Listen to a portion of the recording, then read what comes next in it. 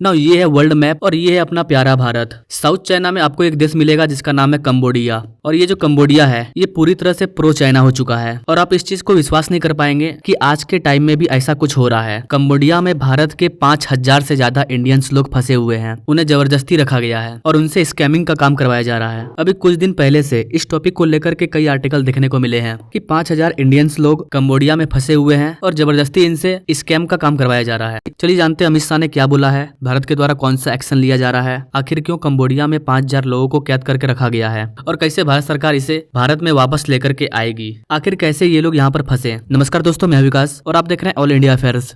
Report के according बताया जा रहा है कि जिस तरह से गुलामी करवाया जाता है ठीक वैसे ही इन लोगों को रखा गया है। ना टाइम पर खाना दिया जाता है, ना इनके हेल्थ पर ध्यान दिया जाता है, बस इनसे जबरदस्ती काम करवाया जाता है, वो भी स्कैमिंग का काम। चूंकि ये इंडियन लोग हैं तो इनसे इंडिया में स्कैम किया जा रहा है। इन्हें हिंदी बोलने आता है, ये इंडियन लैंग्वेज में आसानी से बात कर सकते हैं, तो इन लोगों से स्कैम करवाया जा रहा है कि आप इंडियन लोगों से पैसा निकलवाओ। मतलब भारत के 5000 लोगों से भारत के ऊपर ही स्कैम करवाया जा रहा है। आज के टाइम में ये सब हो रहा है, वो भी भारत जैसे डेवलपिंग कंट्री के साथ। इस चीज को लेकर के गृह मंत्री के द्वारा कहा गया है कि हम एक रेस्क्यू स्ट्रेटेजी को बना रहे हैं कि कैसे कंबोडिया से अपने इंडियन लोगों को वापस घर लाया जाएगा। नाउ इस स्कैम को कैसे अंजाम दिया गया, कैसे ये 5000 लोग वहां पर गए, इस चीज को समझते हैं। मान लीजिए मैं एक स्कैमर हूँ और मेरे को कोई ऐसा बंदा मिलता है जो बोलता है कि मैं भारत से बाहर जाना चाहता हूँ, भारत से बाहर जाकर के पैसे कमाना चाहता हूँ, 50,000 60,000 रुपया महीना कमाना चाहता हूँ भारत से बाहर जाकर के। तो चूंकि मैं स्कैमर हूँ तो मैंने उससे कहा कि आप भारत से बाहर जाकर के पैसा कमाना चाहते हो तो आप कंबोडिया चलो मेरे साथ, वहाँ पर सारा सुविधा अवेलेबल है और वहाँ पर आप अच्छा कमा सकते हो।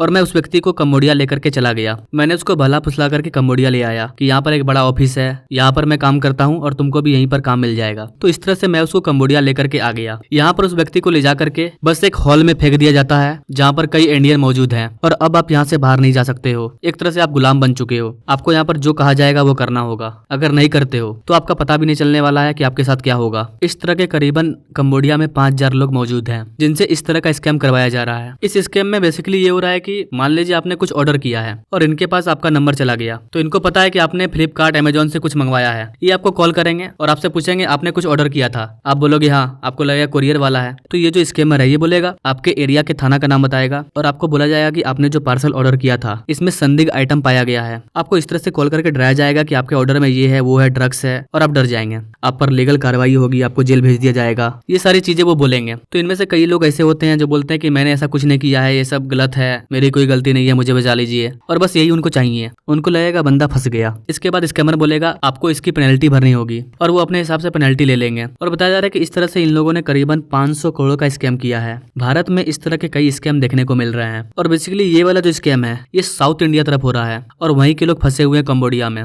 तो इंडियन सिक्योरिटी एजेंसी इस पर काम कर रही है। अब तक बेंगलुरु के 3 लोगों को वापस लाया जा चुका है, लेकिन 5000 लोगों को लाना ये इतना आसान नहीं होगा, क्योंकि अगर कोई इतना बड़ा स्कैम हो रहा है तो जरूर इसके पीछे कोई बड़ा पावर है। क्योंकि आज के टाइम में 5000 लोगों को जबरदस्ती कैद करना, गुलाम बना करके रखना, ये इतना आसान नहीं है। ये सिर्फ फिल्मों में होता है। अगर रियल में कुछ ऐसा हो रहा है तो जरूर इसमें बड़े पावर का हाथ है। क्योंकि मैंने आपको बताया कंबोडिया प्रो चाइना है, कंबोडिया में चाइना की मिलिट्री बेस भी मौजूद है। इस तरह के स्कैम और भी कई देशों में चल रहे हैं कि किसी और देश के लोग किसी और देश के लोगों से पैसे का स्कैम करते हैं। यहाँ पर आप आर्टिकल देख पाओगे, यहाँ पर बताया जा रहा है कि इंडिया के कॉल सेंटर से अमेरिका के लोगों को लूटा जा रहा है और अब तक $10 बिलियन का स्कैम हो चुका है। और ये स्कैम इंडिया में बैठ करके हो रहा है। कुछ अमेरिकन है, कुछ इंडियन है जो मिल करके अमेरिका के लोगों के साथ स्कैम कर रहे हैं। ठीक वैसा ही कंबोडिया में हो रहा है। इंडियन लोगों से स्कैम करवाया जा रहा है, इंडियन लोगों के ऊपर। तो वो कहते हैं ना, दुनिया में अच्छाई भी है बुराई भी है, तो ये उसी में आता है। ये गलत तरीका है पैसा कमाने का। कुछ लोग इस तरह से करते हैं जिसकी वजह से पूरे देश का नाम बदनाम होता है।